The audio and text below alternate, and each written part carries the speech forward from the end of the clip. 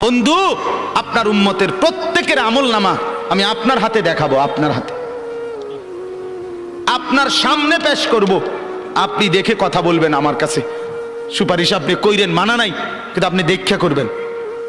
রাসূলুল্লাহ সাল্লাল্লাহু আলাইহি সাল্লাম যদি হাসরের ময়দানে এরকম আমলনামা খুলে উল্টায় আর পৃষ্ঠার পর পৃষ্ঠা দেখে ফজর নাই, জোহর নাই, আসর নাই, মাগরিব নাই, এশা নাই, শনিবার রবিবার, মদ জুয়া, অবৈধ উপার্জন, গান বাদ্য, নাটক, সিনেমা, জিনা, ব্যভিচার, বেহায়া, বেপর্দা সব উল্টায়। আল্লাহর নবী সাল্লাল্লাহু আলাইহি সাল্লাম তখন বলবে, উম্মত কি এটা? উম্মত, আমার 23 বছরের এত চোখের পানির কথা একবারও মনে হয় নাই? কি আনছো এটা আমারে?